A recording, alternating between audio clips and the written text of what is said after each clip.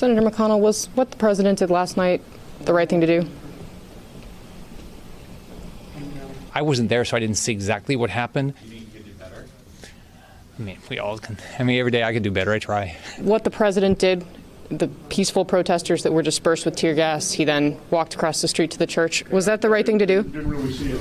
Was clearing the protesters an abuse of power? You don't have any comment on what happened at the White House last night? On the what? The gassing of White House protesters, do they have a right?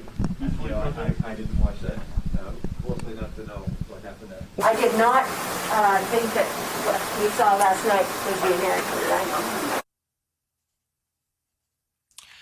So, Alexei, just a little list here. Kentucky, Wisconsin, Kansas, Florida, Utah, Alaska. The voters all there, it's their business because they sent all those senators to Washington. Is that answer and or the lack of an answer entirely going to be cool with the electorate going forward? We hear the refrain time and again in this moment that, you know, if you're silent, you're on the side of the oppressor. That doesn't just apply to what's happening with George Floyd. That applies to what the president is doing to the American people, what he is saying to the American people, and how the folks who are working under him are treating the American people who are exercising their First Amendment rights. It's not just the silence from Republican allies and senators on the Hill when it comes to this, Brian.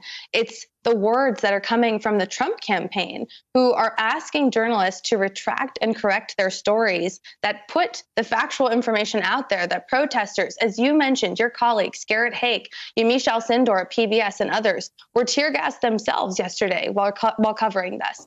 But the Trump campaign is going so far as to literally try to gaslight us into saying that we should retract and correct these stories because it simply was not true. That, plus Republican senators being silent on this entire issue, is something that voters are watching unfold in real time, and it's something that is not sitting well with the American people. Polls show time and again that a majority of Americans think that not just the anger behind the protests, but the manifestation of the protests are justified for the American people. That's not what you hear coming from President Trump, and that's not what you hear in the silence from Senate Republicans.